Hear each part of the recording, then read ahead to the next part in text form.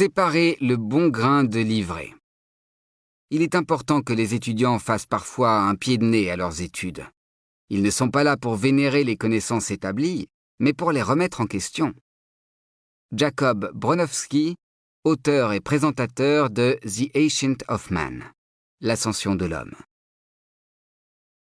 S'il y a bien une chose dans laquelle j'excelle, c'est recueillir une quantité phénoménale d'informations et en tirer la substantifique moelle, la quintessence suprême. J'ai naturellement l'esprit de synthèse, et en explorant l'univers de la littérature des affaires, je me suis vite livré à l'exercice qui consiste à séparer le bon grain de l'ivraie. La masse de données économiques publiées quotidiennement est stupéfiante. À ce jour, la Bibliothèque du Congrès américain, l'une des plus grandes bibliothèques du monde, possède quelque 1 200 000 livres de business dans son catalogue général. En supposant que vous lisez en moyenne 250 mots à la minute et qu'un livre standard contient 60 000 mots, il vous faudrait 528 ans de lecture non-stop pour parcourir l'ensemble du catalogue et 822 ans si vous vous accordiez le luxe de manger et de dormir. Selon Bowker, l'agence officielle d'attribution des ISBN pour le secteur de l'édition, plus de 11 000 nouveaux livres de business sont publiés chaque année dans le monde et viennent s'ajouter aux millions et aux millions d'ouvrages publiés depuis le début du XXe siècle. Amazon.com possède plus de 630 000 titres dans le domaine qui nous intéresse ici, sans compter les livres audio, les livres électroniques et la littérature publiée sans ISBN. Bien sûr, les livres ne constituent pas la seule source d'informations disponibles. Prenez les journaux et les magazines, par exemple. 527 périodiques qui traitent de l'actualité des entreprises sont actuellement recensés par le Wilson Business Periodicals Index, WBPI. Tous les ans, le WBPI ajoute plus de 96 000 titres à sa base de données de 1 600 000 entrées, blogs non compris. Selon Google Blog Search, ce sont actuellement plus de 110 millions de blogs relatifs au business qui circulent sur Internet, un chiffre en constante augmentation. Une pénurie de blogueurs dans ce domaine n'est donc pas à craindre. Technorati, un moteur de recherche spécialisé dans les blogs, en référence plus de 4 millions. Faire le tri dans cette montagne d'informations disponibles fut une véritable gageure. Au départ, mes recherches étaient mal organisées. Je me contentais d'aller dans une librairie et de choisir un livre qui me semblait intéressant. Pour un ouvrage de qualité déniché, j'en avais 10 qui ressemblaient à des textes assemblés à la hâte par des consultants plus soucieux de se créer une carte de visite professionnelle de 300 pages que de fournir des informations utiles au lecteur. J'ai commencé à me poser des questions. Parmi toutes ces données pléthoriques, quelle proportion valait la peine d'être considérée? Comment séparer les informations précieuses des informations inutiles?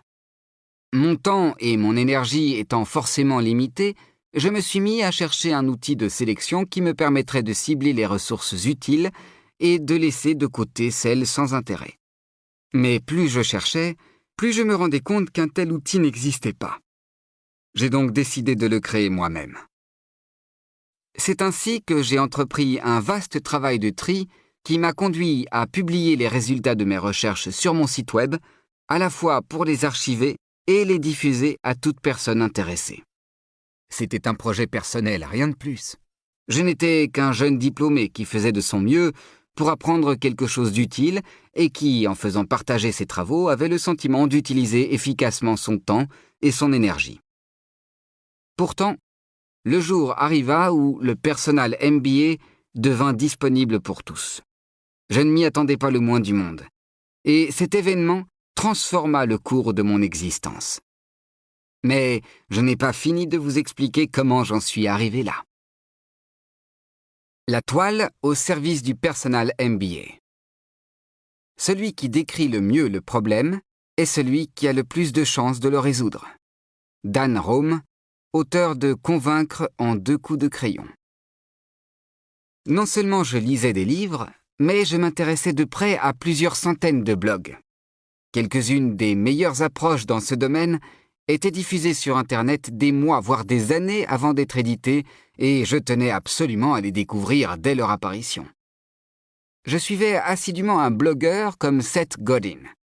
Auteur de nombreux best-sellers, Permission Marketing, La Vache Pourpre, Êtes-vous indispensable, et l'un des premiers marketeurs en ligne à succès, Seth n'a pas son pareil pour affirmer haut et fort de grandes idées capables de vous inciter à en faire plus, à faire mieux, à remettre en question le statu quo et à faire la différence. Un jour, Seth commentait une nouvelle toute fraîche. Harvard avait annulé l'admission de 119 candidats à un MBA. Pourquoi ? Parce que ses futurs étudiants s'étaient introduits frauduleusement sur le site internet des admissions pour prendre connaissance de leur dossier avant l'envoi officiel des lettres d'admission.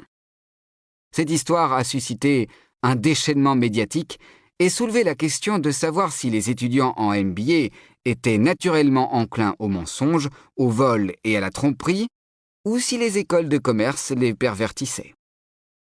Au lieu d'être choqué par le comportement immoral des étudiants, Seth Godin voyait les choses autrement, ce qui ne surprend guère de sa part. Selon lui, Harvard faisait un cadeau à ses étudiants. En annulant leur candidature, l'université leur faisait économiser 150 000 € et 2 années de leur vie qu'ils auraient gaspillées à vouloir obtenir à tout prix un bout de papier largement inutile. Il écrivait dans son blog « J'ai du mal à comprendre pourquoi obtenir un MBA est considéré comme un meilleur investissement que l'expérience sur le terrain associée à la lecture approfondie de 30 ou 40 bouquins. » J'ai pensé « Ça alors, c'est exactement ce que je suis en train de faire. » Les 2 jours suivants, j'ai établi une liste des livres et des ressources documentaires les plus valables à mes yeux. Puis, je l'ai diffusé dans mon blog avec un lien vers le blog de Seth Godin, afin que toute personne cherchant à savoir comment s'y prendre pour suivre les recommandations de Seth puisse trouver une réponse. Ensuite, j'ai envoyé un petit email à Seth avec un lien vers mon propre blog. 2 minutes plus tard, mon lien est apparu sur le blog de Seth, ce qui a permis aux internautes de prendre connaissance de ma liste de lecture.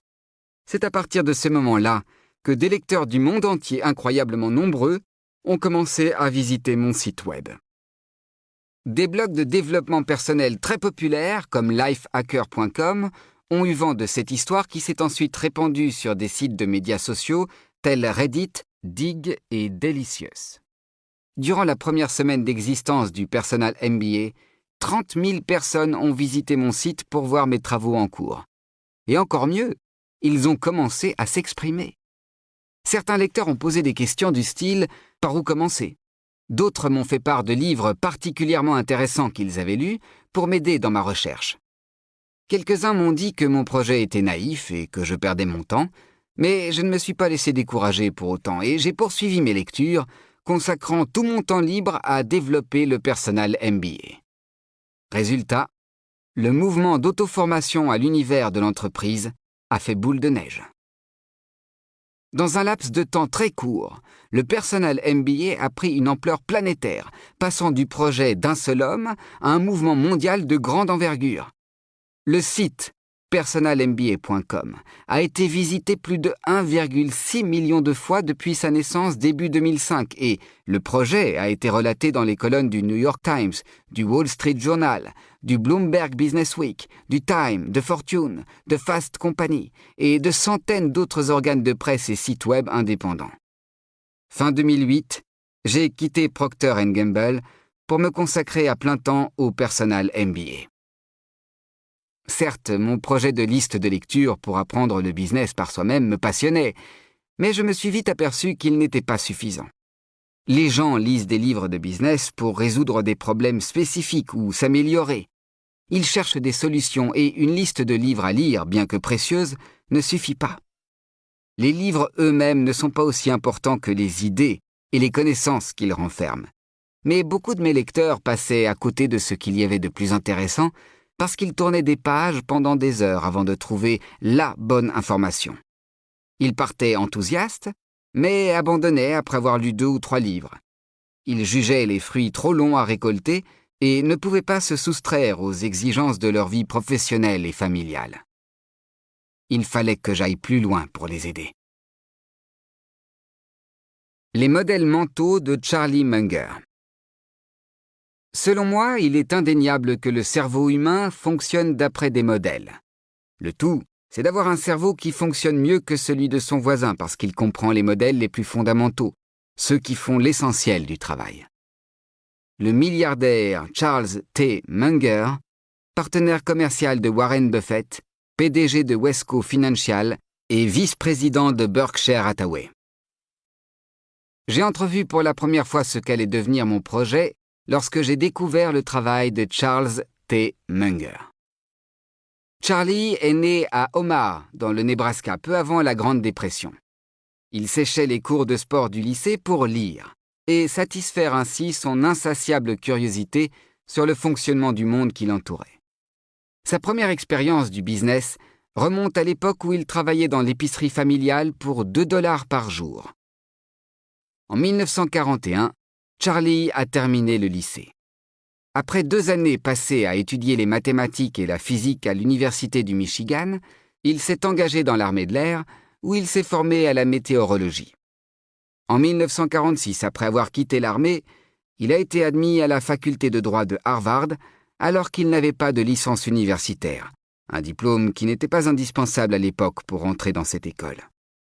Charlie a obtenu son diplôme de droit en 1948 et exercé comme avocat jusqu'en 1965, date à laquelle il a quitté le cabinet d'avocats qu'il avait créé pour lancer une société d'investissement qui a surperformé le marché de 14% par an pendant 14 ans, une prouesse pour un homme qui n'a jamais suivi d'études de finance. Charlie Munger est beaucoup moins connu que son partenaire Warren Buffett. Ensemble, ils ont acheté Berkshire Hathaway en 1975, transformant cette usine textile qui battait de l'aile en conglomérat qui leur a rapporté des milliards. Selon Warren Buffett, l'approche du business de son partenaire, fondée sur des modèles mentaux, a largement contribué au succès de la holding, et il reconnaît que sans Charlie, il ne serait sans doute pas devenu l'un des hommes d'affaires les plus riches du monde. Charlie est capable d'analyser et d'évaluer n'importe quelle transaction avec une rapidité et une exactitude incomparables. Il repère une faille, de quelque nature qu'elle soit, en 60 secondes. Il est le partenaire parfait. Le secret de Charlie, une manière systématique de comprendre comment les entreprises fonctionnent réellement.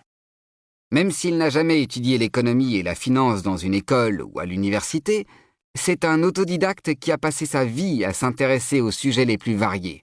C'est qui lui a permis de construire ce qu'il appelle un réseau de modèles mentaux qu'il a ensuite appliqué à ses prises de décision. Voici ce qu'explique Charlie Munger. Je suis convaincu qu'un certain système, que n'importe quel individu tant soit peu intelligent peut apprendre, fonctionne bien plus efficacement que les systèmes que la plupart des gens utilisent pour comprendre le monde. Il vous faut simplement un réseau de modèles mentaux. Et avec ce système, les choses s'intègrent progressivement de manière à améliorer la réflexion. Tout comme de multiples facteurs façonnent chaque système, de multiples modèles mentaux issus des disciplines les plus variées sont nécessaires pour comprendre ce système. Vous devez prendre conscience de la véracité de l'idée du biologiste Julian Huxley qui affirme que la vie n'est qu'une succession de connexions.